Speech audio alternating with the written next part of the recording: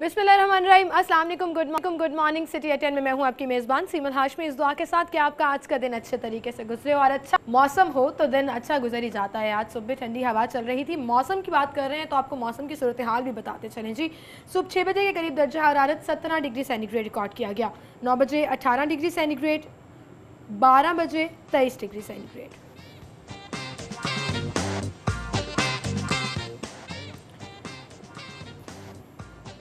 3 बजे के करीब दर्जा हरारत 25 डिग्री सेंटीग्रेड, 6 बजे 23 डिग्री सेंटीग्रेड और रात 9 बजे 21 डिग्री सेंटीग्रेड।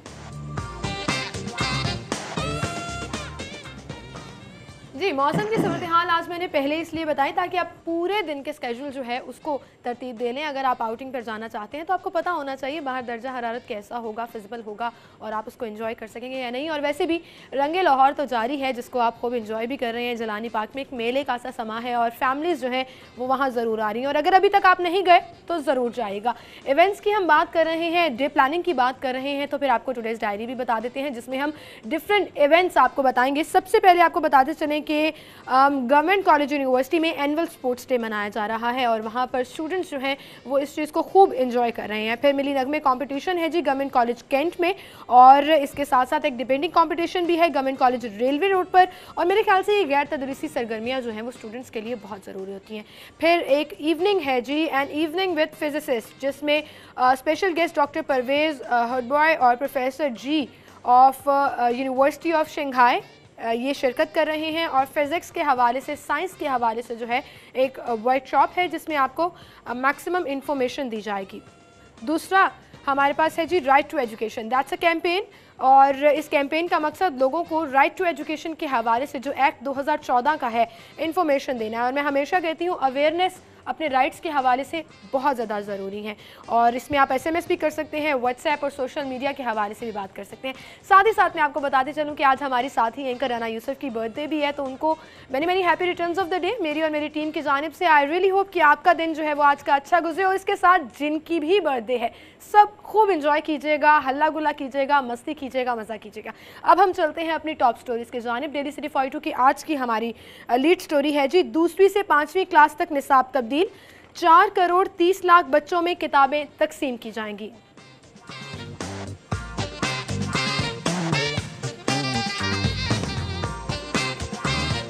दूसरी टॉप स्टोरी, यूनिवर्सिटियों में खाली आसामियां फौरी पूरी की जाएं, हायर एजुकेशन।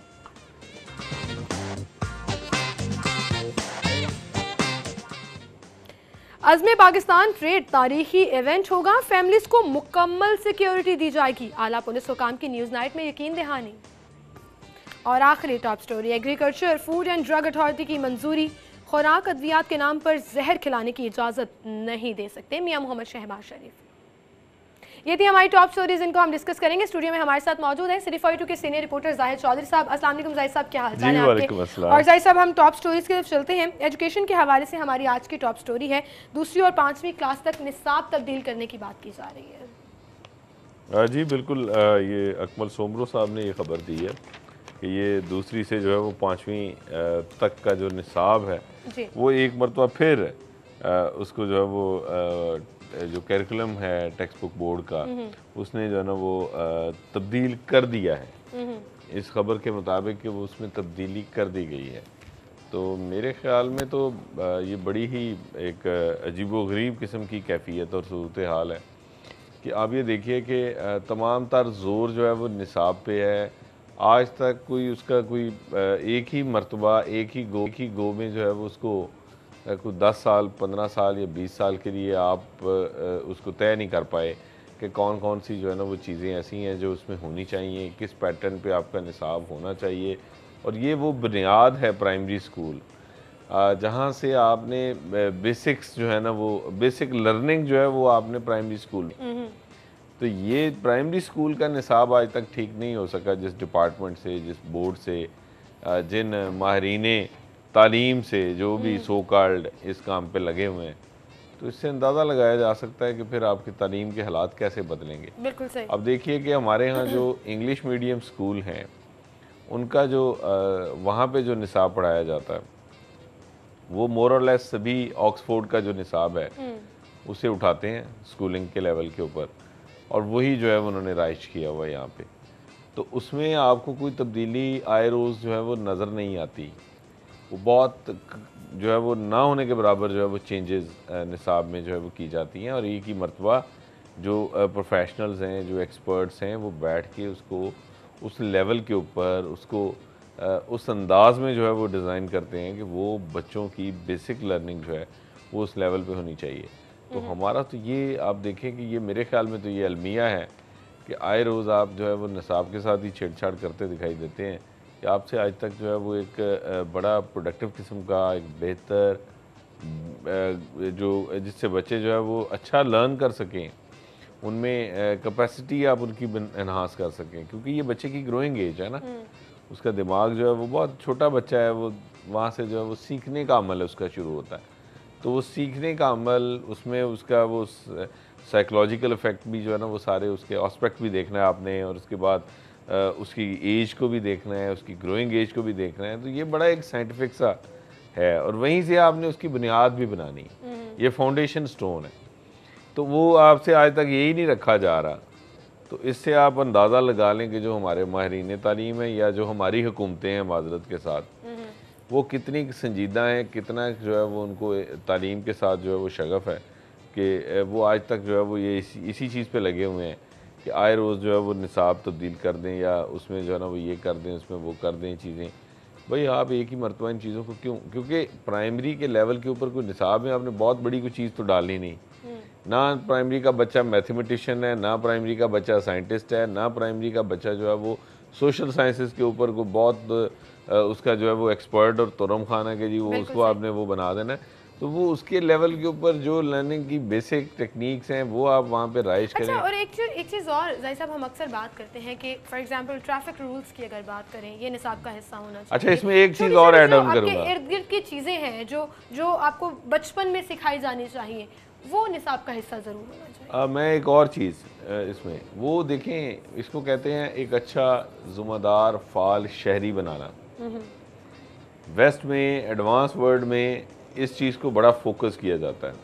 वहाँ पे प्राइमरी के लेवल के ऊपर जो तालीम दी जाती है वो तालीम ही ये है कि क्लीनिनेस क्या है, जनरल हाइजीन्स क्या हैं, आपने खाना खाने से पहले हाथ कैसे धोने हैं, खाना कुक कैसे करते हैं, उसको फेच कैसे करते हैं, उसको खाते कैसे हैं, बिल्कुल ठीक, उसको जो है वो आपने सड़क पार कैसे करनी है, आपने सड़क की जो सेफ्टी है वो क्या होती है, फुटपाथ किस लिए होता है, फर्स्ट एड अगर प्रॉब्लम आ गया तो किस तरह से कि अगर जो है वो आपको स्नीजिंग हो रही है तो वो आप उससे जो है वो बाकियों को किस तरह बचा सकते हैं। ये है जी एडवांस वर्ल्ड की प्राइमरी की एजुकेशन, यानी कि बेसिक्स ऑफ लाइफ जो सारी जिंदगी आपके साथ चलते हैं, वो मैनर्स, वो एथिक्स सिखाए जाते हैं। लेकिन यहाँ पे वो निसाब में नहीं डालेंगे। यहाँ पे निसाब में जो चीज़ें डालेंगे उनका वो एक ज़िम्मेदार शहरी और एक फ़ाल शहरी बनाने में जो है वो कोई किरदार ही नहीं होगा सिरे से। और फिर उसका जो है वो आपको ये अलमिया है कि फिर उसकी आपको जो है वो पिक्चर नज़र आती है अपनी सड़कों पे रोज़मर्रा की ज़िंदगी में कि हम एक ज़िम्मेदार शहरी बनाते ही नहीं हैं। और वो ब्रॉटअप में जब चीज़ें वो सिखाई नहीं जाती, वो शुरू से जो है वो आदात में शामिल नहीं होती, तो डेफिनेटली फिर वो जो है वो ना आप हारन बजाते केयर करते हैं, ना आप जो है वो गंदगी फैलाते जो है वो कोई एहतियात करते हैं।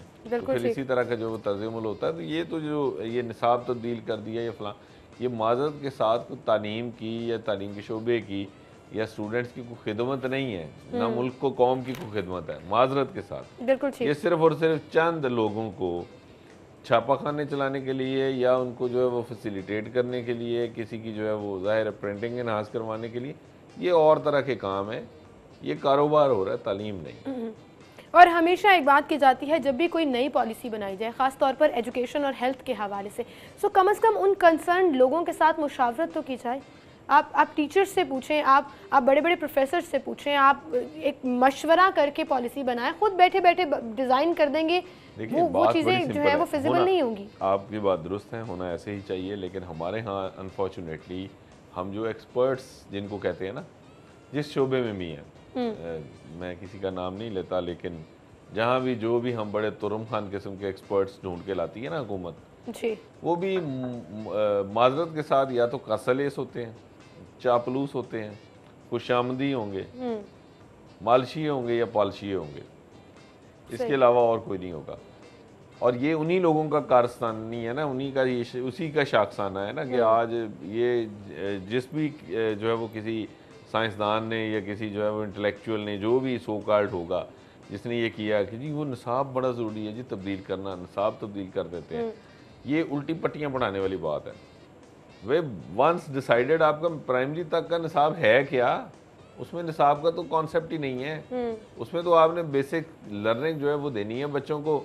उसके लिए एक ही दफ़ा आप जो है वो सारी चीज़ें बिठा के, आपने बिल्कुल दुरुस्त कहा कि उसमें एजुकेशनिस्ट भी होते हैं, उसमें जो है वो आपका डॉक्टर भी होगा, उसमें साइकाट्रिस्ट भी होगा, उसमें जो है वो चाइल्ड स्पेशलिस्ट भी होगा, उसमें हर शोबे का बंदा होगा जो बताएगा कि कौन कौन सी चीजें किस स्टेज पे कैसे जरूरी होती हैं और कौन कौन सी चीजें हिट करेंगी और वो सारी जिंदगी आपकी और मैं दावा करता हूँ कोई ये रॉकेट साइंस नहीं है सिमल। आज आप इन चीज़ों को इस तरह डिज़ाइन कर लें एक मरतबा बैठ के, आप अगले 5 से 10 साल में सोसाइटी में एक मेजर इंटायर चेंज आएगा। बिल्कुल लाजमी आएगा, बिल्कुल सही। मजीद खबरें भी हम डिस्कस करेंगे। अगली खबर भी हमारी यूनिवर्सिटियों के हवाले से है जिसमें खाली असामियाँ फौरी पुर की जाएँ। हायर एजुकेशन ने हदायत जारी की हैं, क्या इकदाम किए जाएंगे उसके हवाले से, उस पर भी बात करेंगे। एक छोटी सी ब्रेक लेते हैं, ब्रेक के बाद दोबारा हाजिर होंगे।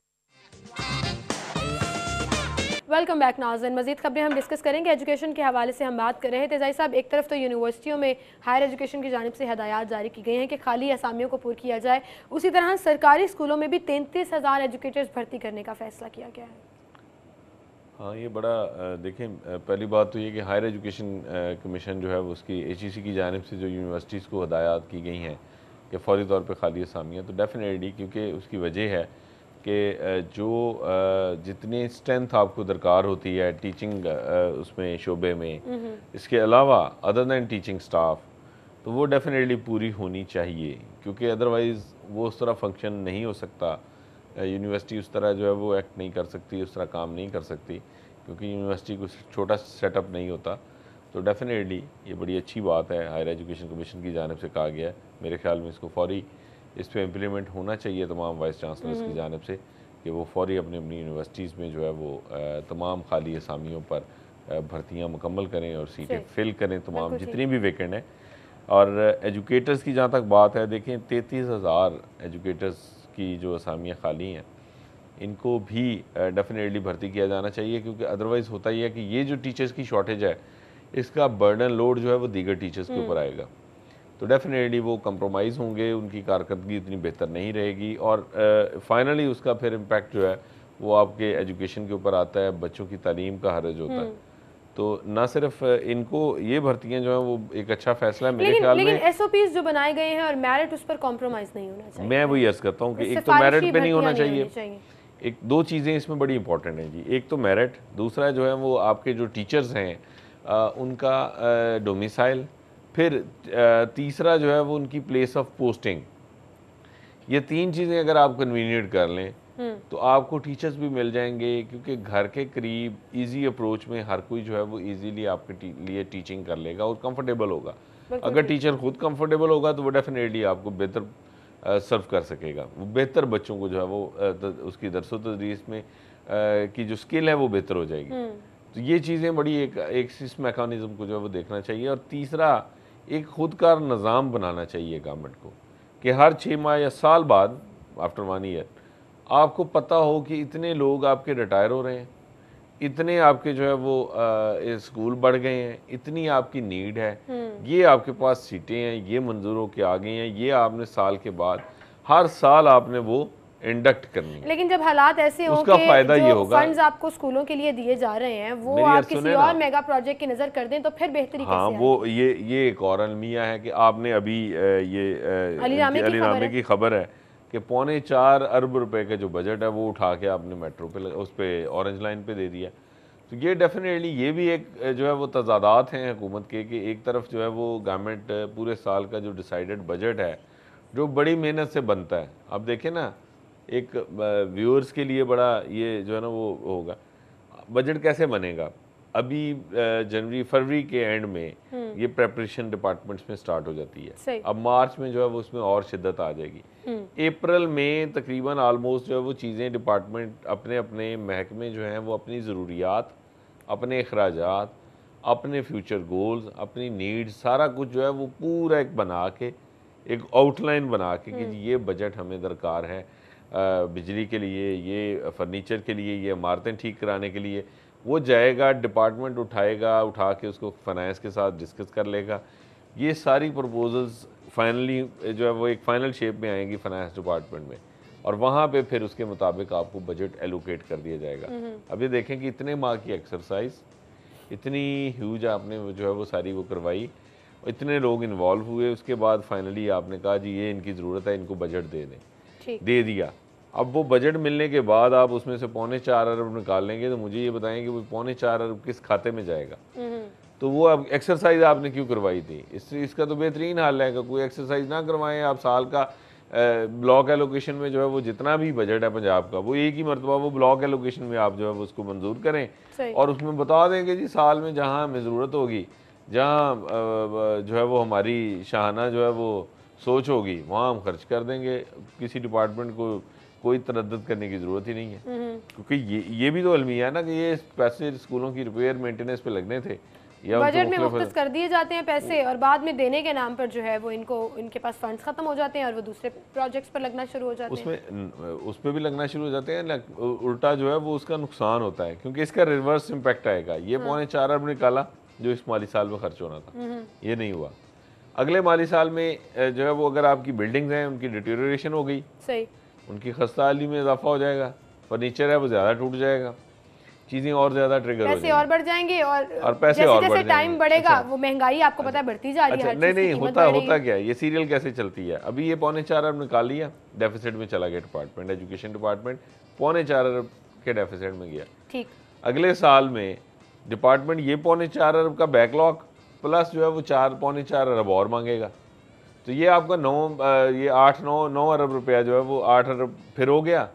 ये 7.5-8 अरब रुपया आपने दोबारा जो है वो अगले साल के लिए मांगना है। अच्छा वो मिलेगा नहीं, मिलेगा फिर जो है वो 2.5-3-4 नेक्स्ट ईयर आप वो पैसा फिर निकाल लेंगे। बिल्कुल सही। तो डेफिनेटली फिर डिपार्टमेंट का जो आज 3.25 अरब का जो काम होना था वो नेक्स्ट ईयर तक जो है वो बढ़ जाएगा, उसके तीसरे साल में जाके वो 12-15 अरब पे जाएगा, तो वो डिस्ट्रॉय हो जाएगा, उसके बाद तो वो आपसे ठीक नहीं होने लगा। बिल्कुल सही, बिल्कुल सही। अगली खबर की तरफ चलते हैं जिसके लिए मैं बहुत ज़्यादा एक्साइटेड हूँ, और मैं अकेली ही नहीं, ऑलमोस्ट पूरा लाहौर बहुत ज़्यादा एक्साइटेड है। अज़्म पाकिस्तान परेड जो लास्ट ईयर भी की गई और इस दफ़ा भी उसका इनेकाद किया जा रहा है। 23 मार्च को एक परेड होगी और फैमिलीज़ के लिए ख़ास तौर पर सिक्योरिटी का अहतमाम किया जाएगा, और आप इंजॉय कर सकेंगे। मुख्तलिफ फ्लोट्स होंगे, कल्चर वहाँ पर डिफरेंट इलाकों का दिखाया जाएगा, और हर तरह की एंटरटेनमेंट जो है वो प्रोवाइड की जाएगी। डेफिनेटली, और ये मेरे ख्याल में एक बहुत ही तारीखी इवेंट है जिसका सिलसिला कार जो है वो सिटी डिस्ट्रिक्ट गवर्नमेंट ने सिटी 42 से मिल के जो है वो किया था, और सिटी 42 का ये इनिशिएटिव था लास्ट ईयर, और ये सेकंड परेड है अज़्म पाकिस्तान जो होने जा रही है।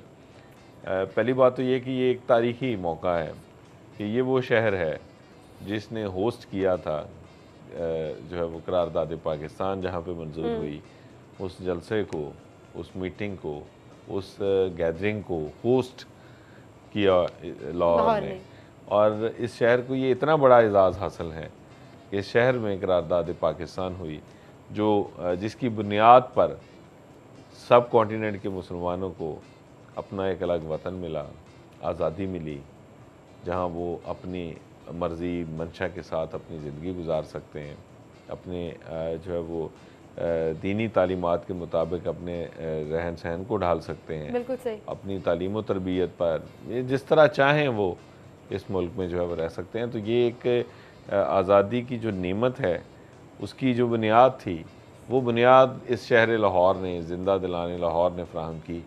तो मेरे ख़्याल में ये माजी में उस तरह उसको नहीं किया जा रहा था, लेकिन अज़्म पाकिस्तान परेड जो है वो नो डाउट कि वो सही अक्कासी करती है, सही मानों में एक ट्रिब्यूट भी है, एक उसकी याद भी है, एक याद भी है, और उसके अलावा एक आपका एक रिमाइंडर भी है कि जो ये तजदीद अहद का दिन है कि आज आपने जो है वो 23 मार्च को तजदीद अहद करना है, कि आप किस मकसद के लिए, किस अजीम मकसद के लिए जो है ये मुल्क आपको मिला और आपको ये आज़ादी मिली। तैयारियां अब मुकम्मल हो रही हैं, जिस तरह मैं तो एक्सपेक्ट कर रहा हूँ, जिस तरह पिछली मरतबा जो है वो शहर लाहौर में डेफिनेटली उससे बेहतर वो परेड को लाहौर के जिंदा दिलान ने जो है वो न सिर्फ जो है वो उनको किया था, जो है वो वेलकम किया, इस मरतबा मेरे ख्याल में उससे ज़्यादा जोशो खरोश होगा। और जहाँ तक मेरी मालूमात हैं और जहाँ तक मुझे इल्म है, बहुत से सरप्राइज़ इस मरतबा सरप्राइज़ भी ज़्यादा हैं परेड में। बहुत सारी बड़ी ही अच्छी जो है वो उसमें चीज़ें ऐड ऑन हुई हैं, बहुत सारे जो है वो बिल्कुल सही। और अगर आप ये जानना चाहते हैं कि वो सरप्राइजेस क्या हैं, तो ऑब्वियसली 23 मार्च को घर से निकलिए और इस परेड का हिस्सा बनिए। सिक्योरिटी के सख्त इंतजाम किए गए हैं। बहुत शुक्रिया जाहिद चौधरी साहब, आप हमारे साथ मौजूद हैं। हम यहाँ एक ब्रेक लेंगे, नाज़रीन हमारे साथ रहिएगा।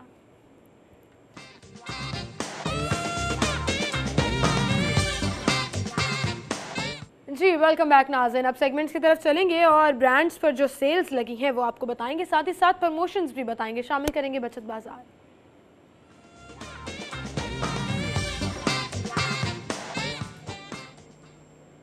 जी बचत बाजार में सबसे पहले हमारे पास है जी अल्तॉफ एंड लायन, जिस पर आपको 50% तक ऑफ मिलेगा। वहां जाकर आप शॉपिंग करें और अपने आधे पैसे बचाएं। सेकंड ब्रांड है हमारे पास चारकोल, और चारकोल पर आपको 50% तक ऑफ मिलेगा।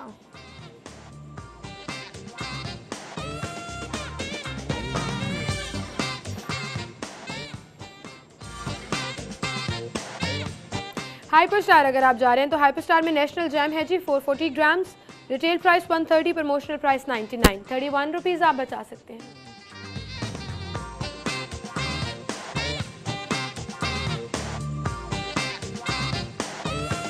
नेस्ले माइलो सीरियल है 330 grams, retail price 390, promotional price 319, आप 71 रुपीज़ बचा सकते हैं।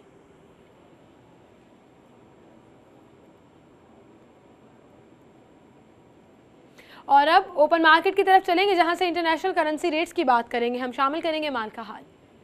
माल का हाल में सबसे पहले अमेरिकन डॉलर है, कीमत खरीद है 105.75, कीमत फ़रोख्त है 106।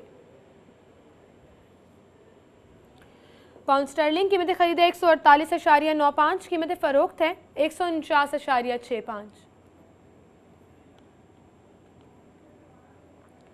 यूरो की कीमत खरीद है 116, कीमत फ़रोख्त है 116.50। सऊदी रियाल कीमत खरीद है 27.80, कीमत फ़रोख्त है 27.95। यूएई दिरहम कीमत खरीद है 28.55, कीमत फ़रोख्त है 28.70। कुवैती दिनार कीमत खरीद है 345, कीमत फ़रोख्त है 347.50।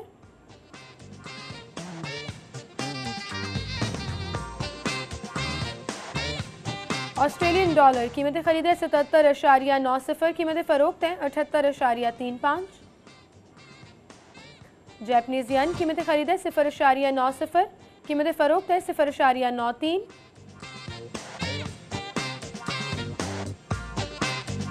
स्विस फ्रैंक कीमत खरीद है 105.00, कीमत फ़रोख्त है 105.90। और कैनेडियन डॉलर सबसे आखिर में 78.25, कीमत खरीद, कीमत फ़रोख्त है 78.80।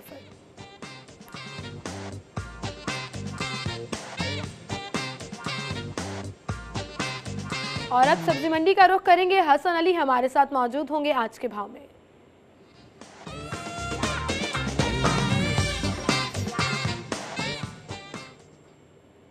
जी हसन अली की तरफ चलते हैं। सबसे पहले देखते हैं वो कहां पर मौजूद हैं। हसन बताइएगा आप कहां पर हैं, सब्जियां और फल किस कीमत पर मिल रहे हैं? जी मैं इस वक्त मौजूद हूँ गुलबर्ग के इलाके मक्का कॉलोनी में। और अगर सब्जियों और फलों की कीमतों की बात कीजिए तो कीमतों में कोई कमी जो है वो नहीं देखी जा रही।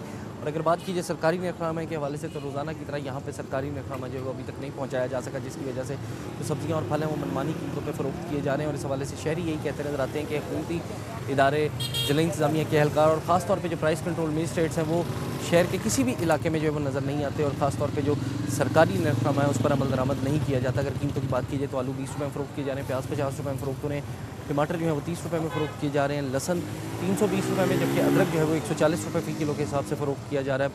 खीरा 40 रुपये में फ़रोख्त किया जा रहा है, पालक 40 रुपये में फ़रोख्त की जा रही है, बैंगन 60 रुपये में, जबकि साग जो है वो भी 40 रुपये फ़ी किलो के हिसाब से फ़रोख्त की जा रही है। मटर 50 रुपये में फ़रोख्त किए जा रहे हैं, नींबू 100 रुपये फ़ी किलो के हिसाब से फ़रोख्त किए जा रहे हैं, घिया कद्दू 50 रुपये में, जबकि टिंडियाँ जो हैं वो भी 50 रुपये फ़ी किलो में फ़रोख्त की जा रही हैं। करेले 200 रुपये में फ़रोख्त किए जा रहे हैं, भिंडी 150 रुपये फ़ी किलो में फ़रोख्त की जा रही है, अरबी 100 रुपये में फ़रोख्त की जा रही है, कचनार 150 रुपये में फ़रोख्त की जा रही है, मूंगरे 60 रुपये में फ़रोख्त हो रहे हैं, फलियाँ 120 रुपये में, जबकि मेथी जो है वो 50 रुपये फ़ी किलो के हिसाब से फ़रोख्त की जा रही है। बंद गोभी 30 रुपये में फ़रोख्त की जा रही है, फूल गोभी 30 रुपये में फ़रोख्त की जा रही है, सब्ज़ मिर्च जो है वो 120 रुपये, जबकि शिमला मिर्च जो है वो 100 रुपये में फ़रोख्त की जा रही है, शलजम 20 रुपये में फ़रोख्त किए जा रहे हैं, चुकंदर जो है वो 60 रुपये फ़ी किलो में फ़रोख्त किए जा रहे हैं, मूली और गाजर जो है वो 20-20 रुपये फ़ी किलो के हिसाब से फ़रोख्त की जा रही है। इस तरह से अगर फलों की कीमतों की बात करें तो उसकी भी यही सूरत हाल है, और मुख्तलिफ़ किस्म का सेब जो है वो 100 रुपये से लेकर और 200 रुपये फ़ी किलो तक फ़रोख्त किया जा रहा है। मुकामी केला जो है वो 120 रुपये से लेके और 150 रुपये फ़ी दर्जन, जबकि इंडिया और दीगर ममालिक से आने वाला केला जो है वो 200 रुपये फ़ी दर्जन तक फ़रोख्त किया जा रहा है। अमरूद जो है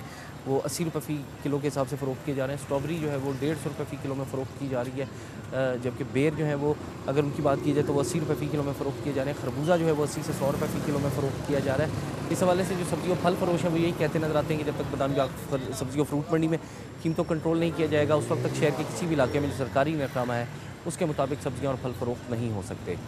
जी बहुत शुक्रिया हसन अली आपका। ज़ैनिस शॉप पर नाज़रीन अगर आप जा रहे हैं तो वहाँ से बीफ जो है वो आपको मिलेगा 490 रुपये किलो में और मटन है 840 में।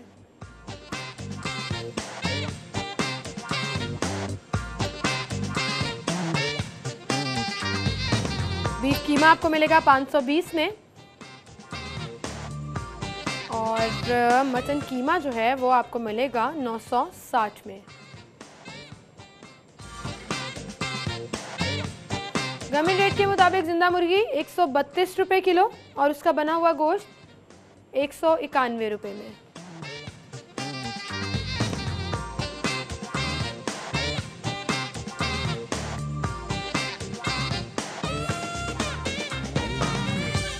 हाइपर स्टार अगर आप जा रहे हैं तो रेड स्नैपर है जी 599 में, तिलापिया फिश 179 में और फ्रोजन पिंगासिस फिश फिलेट्स जो हैं वो आपको मिलेंगे 399 में। परचून से अंडे हैं 72 रुपये दर्जन, थोक से 70 रुपये और गोरमे पर अंडे अवेलेबल हैं 71 रुपये में।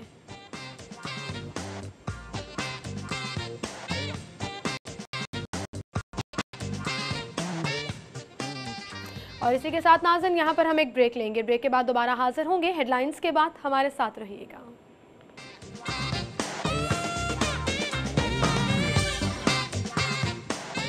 खुशामदीद कहेंगे आपको स्टूडियो में। और नाज़रीन इस वक्त मेरे साथ स्टूडियो में एसपी सिविल लाइंस मौजूद हैं जो कि लाहौर में दूसरी दफ़ा उनकी पोस्टिंग हुई है। इससे कबल जो है वो इकबाल टाउन में भी रहे हैं। कैसा उनका एक्सपीरियंस रहा, लाहौर के सिनेरियो को किस तरह से देखते हैं और पुलिसिंग के हवाले से क्या क्या स्ट्रेटजीज जो है वो अपनाई जा रही हैं, उनसे हम बात करेंगे। साहबजादा बिलाल उमर साहब हमारे साथ मौजूद हैं। अस्सलाम वालेकुम एसपी साहब, क्या हाल चाल है आपके? Thank you so much for coming. I am sure आजकल बहुत बिजी रूटीन चल रही होगी।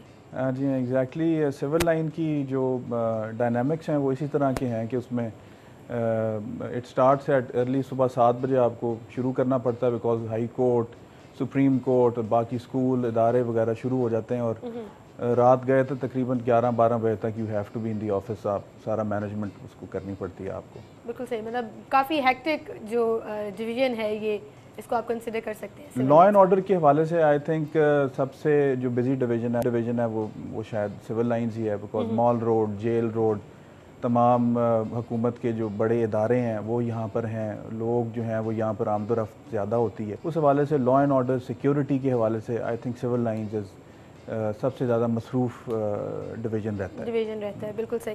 अच्छा बिलाल साहब, अगर ओवरऑल हम लाहौर की बात करें तो पुलिसिंग के हवाले से आप कैसे देखते हैं लाहौर को? क्या क्या मेन प्रॉब्लम्स हैं यहाँ पर, आप क्या समझते हैं? देखिए, लाहौर जो है वो because it is the capital of Punjab और फोकस जो है वो सबसे ज़्यादा यहीं पर है उस हवाले से जी। तो यहाँ पर जो रिक्वायरमेंट है ड्यूटी आवर्स के हवाले से, रिस्पॉन्सिबिलिटी के हवाले से और परफॉर्मेंस के हवाले से, वो ऑब्वियसली बाकी पंजाब से ज़्यादा महसूस भी की जाती है और है भी। उसमें रिसोर्सेज भी लाहौर पुलिस के पास कदरे बेहतर हैं और कमिटमेंट लेवल जो है ऑफिसर्स का, जवानों का और हमारी लीडरशिप का, वो भी आपको ज़्यादा यहाँ पर नज़र आता है। तो ये सारी चीज़ें ऑब्वियसली जो हैं वो फिर एक जो इसका प्रोडक्ट बनता है वो अनलेस एंड अनटिल आप उस स्पेस पे ना हो जिस स्पेस पे आपकी लीडरशिप है, तो फिर then you are not able to perform in that way. तो इस हवाले से प्रॉब्लम्स भी आती हैं, लेकिन प्रॉब्लम्स अल्हम्दुलिल्लाह क्योंकि एक टीम की तरह सारे काम करते हैं, CCPO साहब से लेके down to SPs and DSPs and SHOs, तो ऑब्वियसली फिर वो इकट्ठे बैठ के वो सारी प्रॉब्लम्स जो हैं वो अल्हम्दुलिल्लाह हल भी हो जाती हैं। आपने देखा भी कि बड़े बड़े चैलेंजेस भी आए लाहौर पुलिस के लिए गुज़श्ता कुछ हफ्तों में, महीनों में, लेकिन अल्हम्दुलिल्लाह वो सारे चैलेंजेस जो हैं वो Lahore police came up to the mark और लोगों को तहफ़्फ़ुज़ फ़राहम करने में, सिक्योरिटी फ़राहम करने में, लॉ एंड ऑर्डर मेंटेन रखने में अल्हम्दुलिल्लाह Lahore police has done so far. बिल्कुल सही। लेकिन अब आपकी डिवीज़न की अगर हम बात करें सिविल लाइंस, तो वो एक तो चूँकि बिज़ी इलाका है, इस वजह से बहुत ज़्यादा डिफ़िकल्ट भी है, हेक्टिक भी है। दूसरा, जितने प्रोटेस्ट होते हैं, जितनी चीज़ें होती हैं, ट्रैफिक के मसाइल हो गए और उसमें जो एहतजाज हैं, मुज़ाकरात के लिए पुलिस वहाँ पे जा रही है, वो भी मेन इन्हीं इलाकों में होते हैं। वो फैसल चौक हो गया और वो माल रोड हो गया। किस तरह से इसको मैनेज किया जाता है? जी, ये बात आपने बिल्कुल दुरुस्त की है। डेली बेसिस पे हैपनिंग हो रही है। It's absolutely correct. मैं दो जगहों का निशानदेही करूँगा, जैसे आपने कहा, एक फैसल चौक और दूसरा है प्रेस क्लब। ठीक, ये दो जगहें जो हैं ये हमेशा जो है वो बिज़ी रहती हैं और ये अब ये एक रूटीन बन गई है। जो भी लाहौर में कोई प्रोटेस्ट करने आते हैं वो फैसल चौक पर आ जाते हैं, वो चाहे लाहौर का मामला हो या लाहौर से बाहर का मामला हो। जैसे कुछ दिनों पहले कुछ सिख हजरात थे वो आ गए, कुछ उससे पहले कुछ किसान यूनियन वाले थे, उनकी कुछ डिमांड्स थी वो वहाँ पर आ गए। इसके अलावा कुछ ब्लाइंड्स जो थे वो इकट्ठे होकर फैसल चौक आ गए, प्रेस क्लब आ गए। तो ये बात दुरुस्त है, बट हम अब इस मामले में अल्हम्दुलिल्लाह ट्रेन भी हो गए हैं। इतनी ज़्यादा लॉ एंड ऑर्डर सिचुएशन को देख के और समझ के अब हमारे पास भी कुछ स्ट्रेटजीज ऐसी आ गई हैं जिसकी वजह से हम हमारी ये कोशिश जो है इसको मैनेज करने में, इसको कामयाब करने में और ट्रैफिक का फ्लो जो है वो मेंटेन करने में हम किसी हद तक कामयाब भी हो गई। कुछ हमारी नेगोशिएशन स्किल्स ऐसी हो गई हैं, कुछ हमारा ट्रस्ट डेवलप हो गया है। That was my next question, क्योंकि कोई भी अगर वहाँ पर प्रोटेस्ट कर रहे हैं, मुजाहिरीन का पहला जो जिनसे पाला पड़ता है वो आप लोग हैं। आप लोग जाके टैकल करने की कोशिश करते हैं, उनसे नेगोशिएशंस करते हैं, उनके मुतालिबात सुनते हैं। क्या मतलब ये स्किल्स क्या होती हैं, किस तरह से बात की जाती है? क्योंकि ऑब्वियसली हर चीज़ तो आपकी पावर में नहीं है, आप किसी भी चीज़ का उनको यकीन दहानी नहीं करा सकते हैं, आप सिर्फ बात कर सकते हैं। तो किस तरह से फिर वो टैकल किया जाता है? क्योंकि अक्सर पुलिस ही ख़त्म करके मुज़ाकरात होके चलो जी एहतजाज ख़त्म हो गया। ये बात आपने again it's a very relevant point. इसमें ये होता है कि जो लोग आते हैं यहाँ पर दे हैव प्रॉब्लम्स, उनकी शिकायत मुख्तलिफ महकमात के बारे में होती है। फॉर एग्जांपल अगर कोई ब्लाइंड आ गए हैं तो सोशल वेलफेयर से उनका ताल्लुक होगा, अगर भट्टे के मजदूर आ गए हैं तो फिर लेबर डिपार्टमेंट से उनका ताल्लुक होगा, अगर एजुकेटर्स आ गए हैं तो एजुकेशन डिपार्टमेंट से होगा।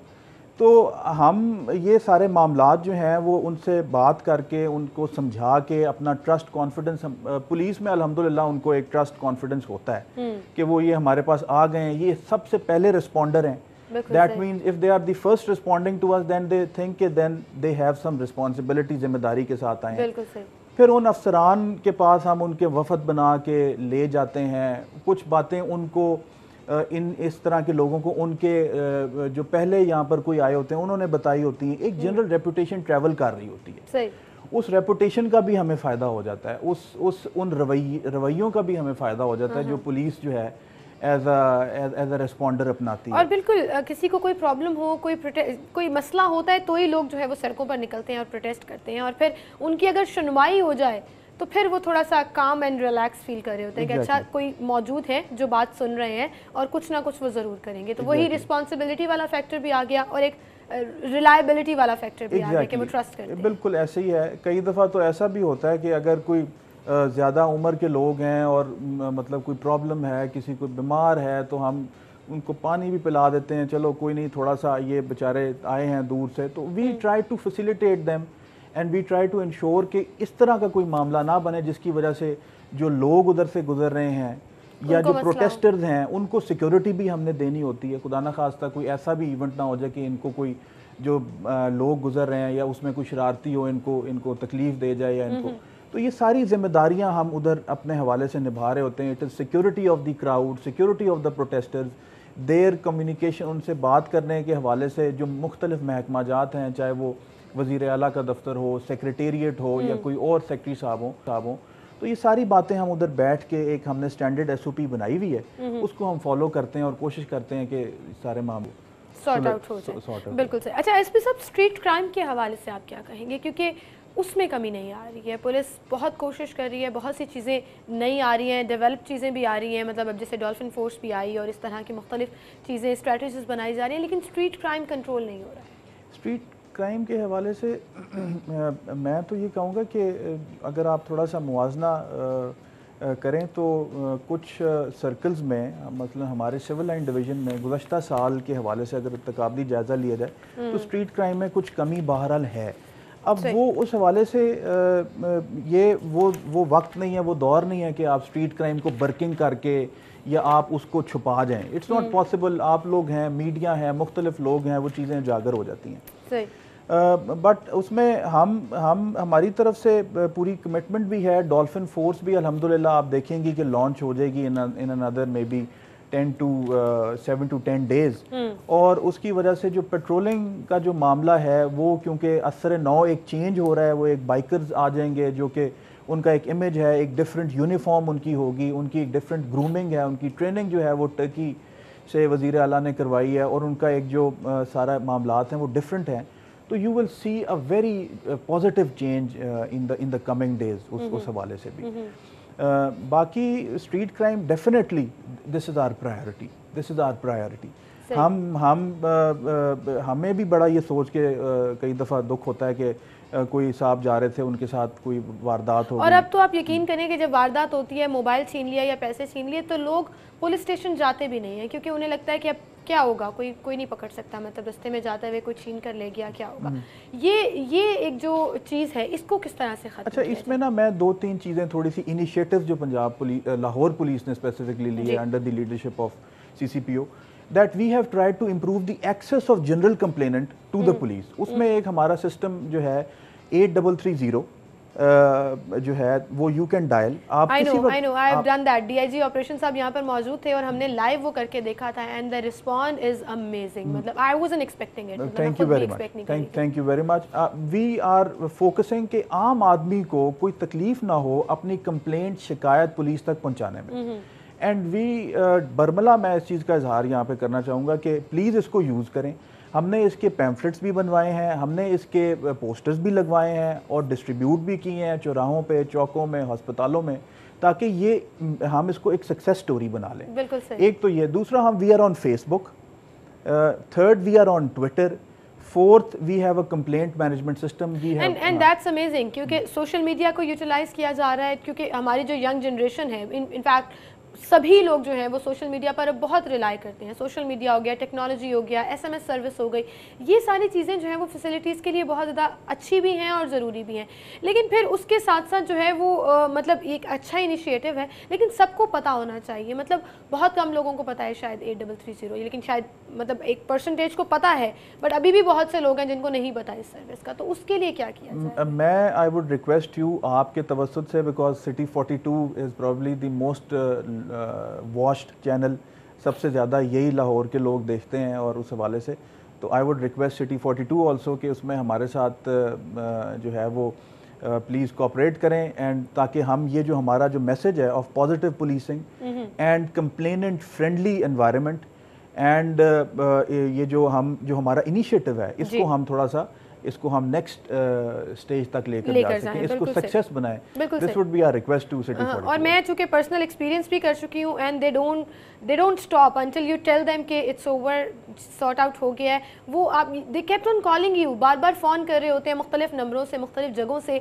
कि आपको लोकेट करके वो आप तक पहुँच जाएँ और आपकी कंप्लेन को जो है वो एड्रेस कर सकें। So I think this is amazing. 8330 है जिस पर आप SMS कर सकते हैं और उसके बाद जो है वो आप पुलिस के हवाले हो जाएंगे और फिर वो आपके पास पहुंच जाएंगे और आपके मसाइल जो हैं वो सॉर्ट आउट कराने की हर मुमकिन कोशिश करेंगे। नाज़रीन, हम मज़ीद बातें भी करेंगे, एक ब्रेक लेते हैं, ब्रेक के बाद दोबारा हाजिर होंगे। जी वेलकम बैक नाज़रीन, गुफ्तगू का सिलसिला हम आगे बढ़ाएंगे। SP सिविल लाइन साहब हमारे साथ मौजूद हैं। सर, कहाँ पोस्टिंग्स रही हैं आपकी ओवरऑल अगर बात करें? मैंने गिलगित में सर्व किया है, सिंध के मुख्तलिफ अजला में सर्व किया है, पंजाब में, लाहौर में और फैसलाबाद में। so, सबसे मज़ेदार और जिससे बहुत ज़्यादा एक्सपीरियंस मिला हो प्रोफेशनली? आई थिंक ये जो पोस्टिंग है मेरी अभी presently, this is the most I think challenging. और जाहिर बात है जो चैलेंजिंग होता है फिर वहाँ पे आपको सीखने का भी ज़्यादा मौका और आप अपनी क्रिएटिविटी भी बाहर निकाल सकते हो कर सकते हैं। जी हाँ। अच्छा, वाई पुलिस डिपार्टमेंट? आपने CSS किया, पुलिस डिपार्टमेंट क्यों चूज़ किया? पुलिस डिपार्टमेंट एक तो जब हम CSS दे रहे थे तो it was on the top, I think it is still on the top, and हर एक की एक ख्वाहिश होती है कि टॉप डिपार्टमेंट ज्वाइन। दूसरा ये कि मेरा भी यही एम्बिशन था that we should try to improve the sufferings of people who are you know faced with problems by criminals. और क्रिमिनल्स देखिए ना, आप अगर सोसाइटी में क्रिमिनलिटी को ख़त्म कर देते हैं, you are providing a peaceful society. When you are providing a peaceful society, people are happy. बिल्कुल सही। People are happy, they are more productive, they are more energetic, energetic, they are more positive. So ये एक basic जो है ना, I think requirement है of providing peace and security. तो वो it was an ambition, it was बिल्कुल सही। लेकिन जहाँ पर ये जॉब जो है एक चैलेंज है, वहीं पर ये जॉब एक ख़तरा भी है। मतलब दो हवालों से, एक तो फिज़िकल ख़तरा भी हर वक्त रहता है क्योंकि आपका मुल्ज़िमान से, मुजरिमों से पाला पड़ता है और बहुत सी जगहों पर जो है वो आपको जाना भी पड़ता है, ऑपरेशन भी करना पड़ता है। दूसरा टाइम के हवाले से, मतलब आपके पास टाइम नहीं होता फैमिली को देने के लिए, तो घर वालों का क्या रिस्पॉन्स होता है? घर वाले फिर आहिस्ता आहिस्ता ट्रेन हो जाते हैं इस मामले में, खुद भी वो समझ जाते हैं कि this is a full time job, and then they adapt. वो आपके साथ ऑब्वियसली एक जो एनवायरनमेंट है वो इसी तरह का बन जाता है। सही। जो थोड़ा सा टाइम होता है घर वालों के साथ वो ही उन एंजॉयबल फिर बन जाता है, चाहे वो आप बच्चों के साथ, पेरेंट्स के साथ, फैमिली के साथ। तो वो उसमें हम सारे ट्रेन हो जाते हैं। Our families are also trained in the same fashion, like we are trained eventually, and they understand and then they support us कि जी then because ये जो काम। लेकिन मिसेस की तरफ से कंप्लेन तो आती होगी ऑन एंड ऑफ के टाइम जो है कुछ ज़्यादा ही, वो अगर इस तरह की कोई बात हो तो फिर ऑब्वियसली छुट्टी 1-2 दिन की लेके तो फिर वो फैमिली को थोड़ा ज़्यादा टाइम। अच्छा, घर का SP कौन है, आप हैं या वो हैं? आई थिंक उस तरह का तो कोई मामला जो है घर के SP वाली बात तो शायद स्टेटमेंट देना नहीं चाह रहे। हाँ, वो जो है obviously as head of the family responsibilities आपके ऊपर ज़्यादा होती हैं, तो देन उस हवाले से सारी बात है, it's a mutual how you सही, you know, and I think balance अगर चल रहा है तो फिर चीज़ें जो है वो बैलेंस्ड हैं। It is balanced. अच्छा, अभी तक आपकी इस तमाम एक्सपीरियंस में, इस तमाम जॉब में मोस्ट चैलेंजिंग केस आपको कौन सा लगा जिसमें आपने बहुत कुछ सीखा भी और वो डिफ़िकल्ट भी था? मतलब सिविल लाइन के हवाले से, किसी भी हवाले से, ओवरऑल पोस्टिंग में काफ़ी केसेस आए क्योंकि मैं इन्वेस्टिगेशन में भी रहा, इकबाल टाउन में भी रहा, फिर SP इन्वेस्टिगेशन फैसला, कई केसेस थे जो चैलेंजिंग थे। और उसमें कोई एक जो आप मेंशन करना चाहें लाहौर के हवाले से अगर हो जाए? आई थिंक लाहौर के हवाले से ये इन जनवरी और दिसंबर देयर वाज अ केस, एक खातून थी, she was shot dead on Sundardas road.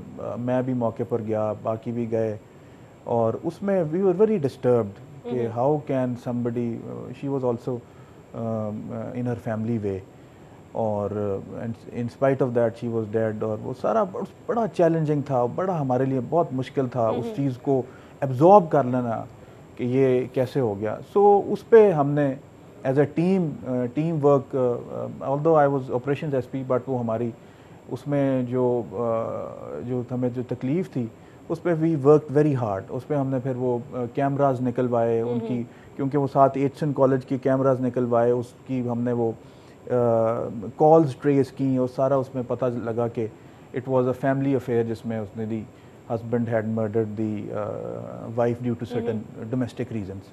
So that was very challenging, लेकिन अल्लाह पाक ने बड़ी मेहरबानी की अल्लाह पाक ने, and within 7 days, बल्कि we were able to trace the case in 2 days, हमें पता लग गया था, बट वो सिर्फ ऑपरेशन, हाँ, हमें पता लग गया था। कौन है, किसको करना है, वो दैट वाज वेरी डिस्टर्बिंग। लेकिन अल्लाह पाक ने मेहरबानी की, हमने वो ट्रेस कर लिया और फिर देन CIA में फिर उसकी कन्फेशन भी हो गई और सारा मामला। अच्छा, आप कंफर्टेबल इन्वेस्टिगेटिंग साइड पर होते हैं या ऑपरेशन साइड पर? मतलब ज़्यादा आपको कौन सी साइड अट्रैक्ट करती है? Both are equally important and both are equally rewarding. आप अगर इन्वेस्टिगेटर हैं सिर्फ, तो फिर आप कंप्लीट पुलिस ऑफिसर नहीं हैं। अगर आप सिर्फ ऑपरेशंस को के आप जो हैं वो एक्सपर्ट हैं और इन्वेस्टिगेशन का आपको कुछ नहीं पता, तो even then you are incomplete. So police officer को चाहिए कि दोनों में अपनी एक्सपर्टीज डेवलप करें। सही सही सही सही। अच्छा, बहुत सी चीज़ें लेटेस्ट हो रही हैं एसपी साहब, और आप भी जानते हैं कि एडवांस चीज़ें आ रही हैं, नए नए तरीके कार पैटर्न्स आ रहे हैं। हमारा इन्वेस्टिगेशन की अगर मैं बात करूं, क्योंकि आपने वहाँ पे भी सर्व किया हुआ है बहुत टाइम, सो इन्वेस्टिगेशन का सिस्टम हमारा कैसा है, किस तरह से हम इंटेरोगेशन करते हैं और फैक्ट्स इकट्ठे किए जाते हैं, how does it work? Investigation is now becoming a very technical job.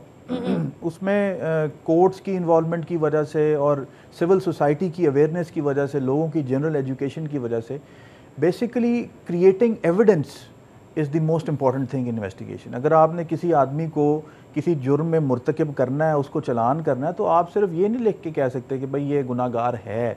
तो ये कोर्ट विल रिक्वायर एविडेंस, चाहे उसने अगर वकूआ किया, उसकी तस्वीर हो, उसकी कोई वीडियो फुटेज हो, उसकी कोई उसके खिलाफ कोई गवाही हो, उसकी और कोई ऐसा एविडेंस हो, कोई DNA हो, कोई और चीज़ हो। Otherwise investigation is baseless.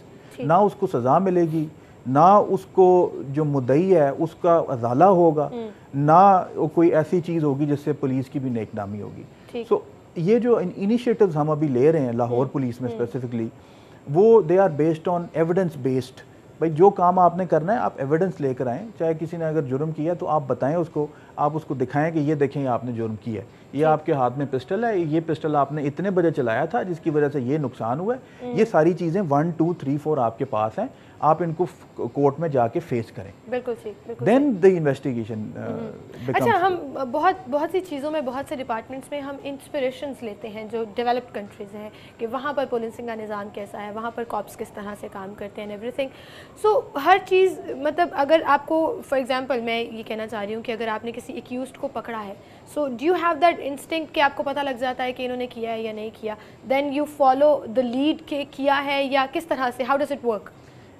हमारा एक्सपीरियंस इतना हो जाता है हमें कि हमें आइडिया हो जाता है बॉडी लैंग्वेज से, फेशियल एक्सप्रेशन से कि he is an accused. But the buck doesn't stop there, you have to create evidence. Evidence के बगैर वो अक्यूज्ड ही रह जाता है, वो कन्विक्ट नहीं हो सकता। आप प्रूव नहीं कर सकते, आप प्रूव नहीं कर सकते। आप अगर जब तक आप प्रूव नहीं करेंगे तो फिर देन कोर्ट ऑफ लॉ जो है वो आपके साथ ही नहीं है। तो और उसी तरह अगर हम ऑपरेशन साइट पर आ जाएं तो वहाँ कौन कौन से चैलेंजेस होते हैं? वहाँ पे चैलेंजेस जो बेसिकली हैं वो लॉ एंड ऑर्डर के चैलेंजेस हैं। अगर कोई ऐसा क्राउड आ जाता है जो कि वायलेंट है, जो कि एजिटेट कर रहा है, जो कि वायलेट कर रहा है, वो that is a big challenge, कि that you have to create a buffer कि वो नुकसान भी ना करें और वो आपकी बात भी जो है वो समझ जाएं, और एक तहरीक जो है वो कोई ऐसी शक्ल ना इख्तियार कर ले जो कि फिर पूरे यानी लाहौर के लिए या पूरे पंजाब के लिए या पूरे पाकिस्तान के लिए एक प्रॉब्लम बन जाए। तो वो बड़ा एक चैलेंज, मॉब को कंट्रोल करना, और अगर वो सिंगल इंडिविजुअल कोई है उसको भी कंट्रोल करना, और फिर देखना कि लोगों की सेफ्टी उसमें किस तरह से है, क्योंकि वो फ़ौरन आपको रिस्पॉन्ड करना पड़ता है, आपको अपने दिमाग से सोच के फ़ौरन से एक्शन लेना पड़ता है। सो दोनों तरफ पे बड़ी चैलेंजिंग जॉब है जी, लेकिन एट टाइम्स ये एक्साइटिंग भी हो जाती है, क्योंकि फिर जब आपको ये बॉटम लाइन मिल रही होती है कि आप लोगों को तहफ़्फ़ुज़ दे रहे हैं, उनकी फैसिलिटीज़ के लिए काम कर रहे हैं, उनको सहूलत दे रहे हैं, तो फिर वो I think satisfaction comes on the way, कि सो सारी हैक्टिक रूटीन जो है वो इजी लगना शुरू हो जाती है। Thank you so much SP साहब for coming, and I really hope कि आप इसी तरह से जो चेंजेस आ रहे हैं उसका हिस्सा बनते रहें और हमारे लिए जो है वो बेहतर काम करते रहें। बहुत शुक्रिया आपका। इसी के साथ नाज़रीन हम यहाँ पर एक ब्रेक लेंगे, लेकिन अभी आपने कहीं नहीं जाना, क्योंकि हमने मेरा लाहौर शामिल करना है और उसमें लाहौर की बातें करनी है। हमारे साथ रहिएगा।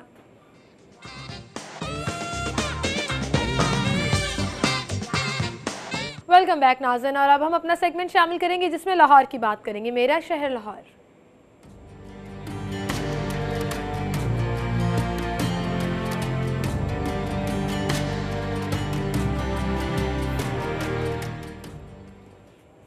और आज हम बात करेंगे हिस्ट्री ऑफ लाहौर बिफोर इस्लाम। इस्लाम से कबल लाहौर क्या था, उसका मोहल्ले वकूफ़ क्या था, कौन कौन कदीम हुक्मरान यहाँ पर रहे और एक क्या तारीख है जो लाहौर अपने साथ लिए चल रहा है, उस पर बात करेंगे। रज़ा खलल साहब हमारे साथ मौजूद हैं। अस्सलाम वालेकुम रज़ा भाई, क्या हाल है? वालेकुम अस्सलाम, मैं ठीक हूँ। रज़ा भाई, हिस्ट्री ऑफ लाहौर बिफोर इस्लाम क्या थी, हिस्ट्री कहाँ से शुरू करेंगे? जी बिल्कुल, लाहौर के हवाले से बड़ी दिलचस्प मालूमात हैं कि एक तो ये कि कदीम शहर है और गुज़श्ता 2000 साल से तो इसका बारे में कहा जाता है कि ये बसता चला आ रहा है। मुख्तलिफ़ औक़ात में इस पर हमले भी हुए हैं और उन हमलों के नतीजे बाही और बर्बादी भी हुई है, लेकिन इसके बावजूद भी ये शहर उजड़ता भी रहा है और बसता भी रहा है। और अगर कह सकते हैं कि मुकम्मल तौर पर सफ़ाहती से ये कभी नहीं मिटा है ये शहर।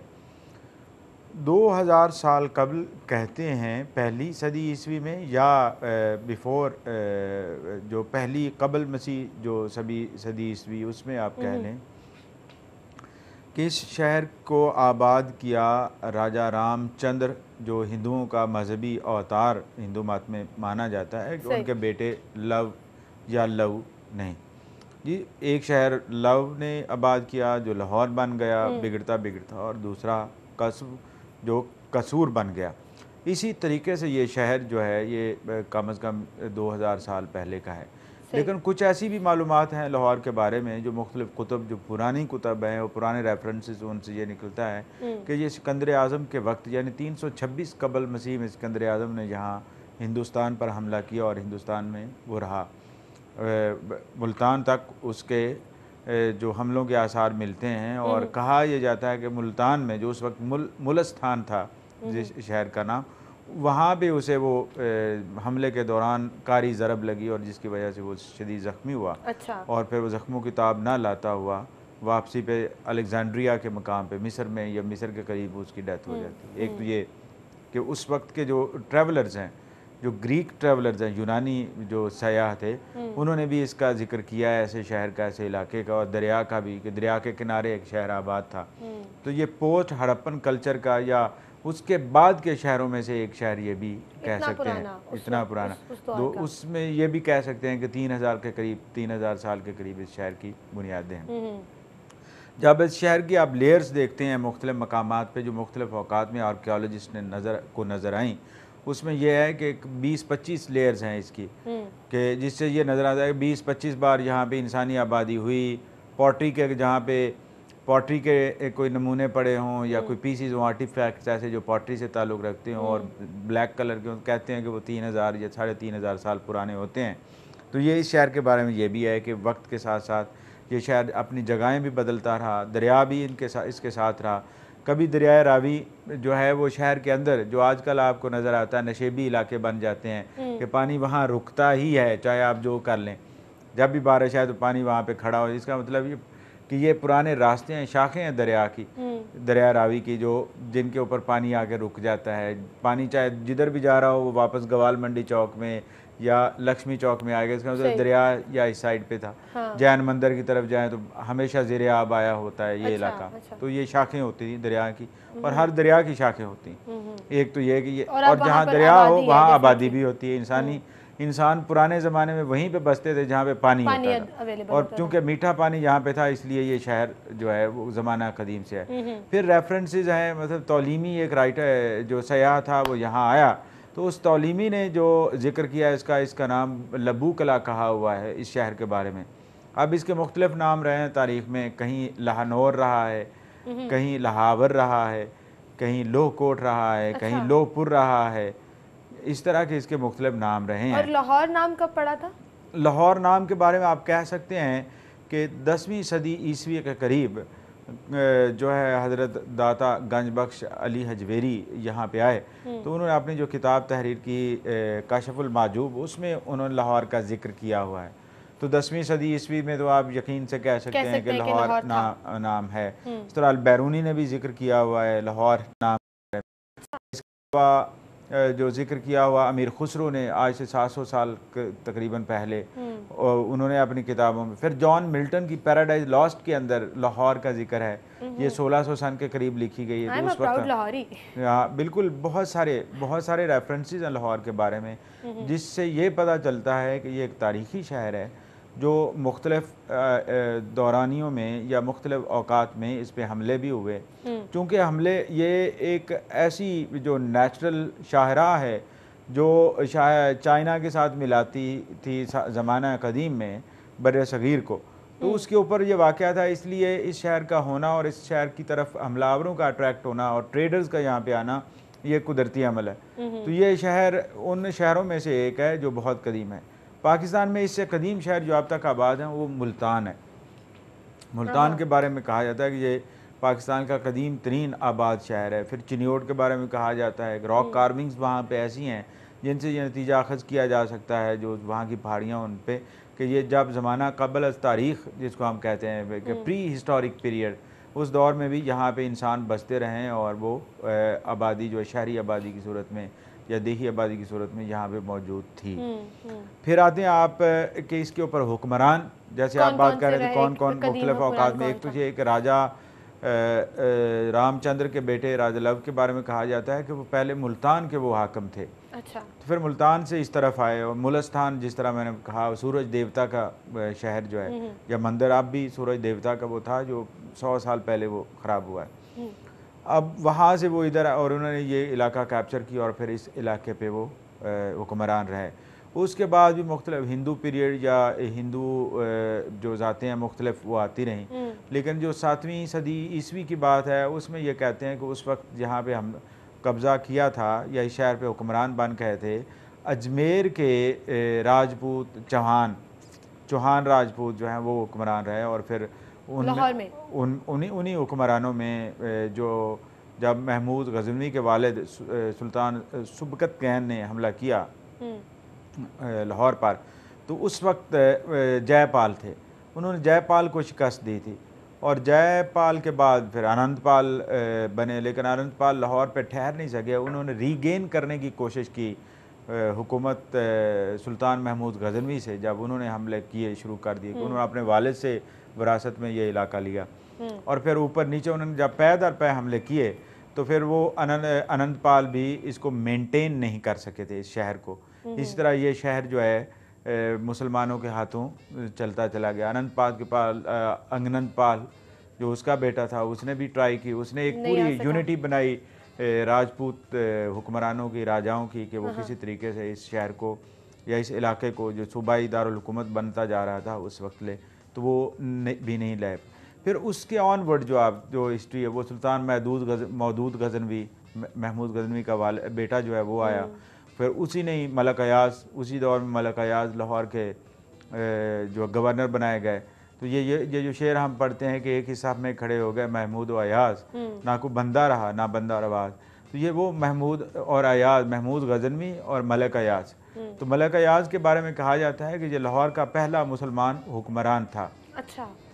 लाहौर का पहला जो इसकी, हाँ जी हाँ, इनकी जो कब्र है या मज़ार है वो अब भी अंदरून शहर में मलक अयाज मस्जिद, वो शालमी के अंदर आप जाते हैं रंग महल में, तो वो मलक अयाज मस्जिद अब भी है वहाँ पे जिसमें उनका मज़ार है। तो आप ये उस वक्त जो शहर है ये आप जब आपसे जब निकलती है बात कि लाहौरी दरवाज़ा या लोहारी दरवाज़ा लाहौरी दरवाजे से निकला हुआ है। अच्छा।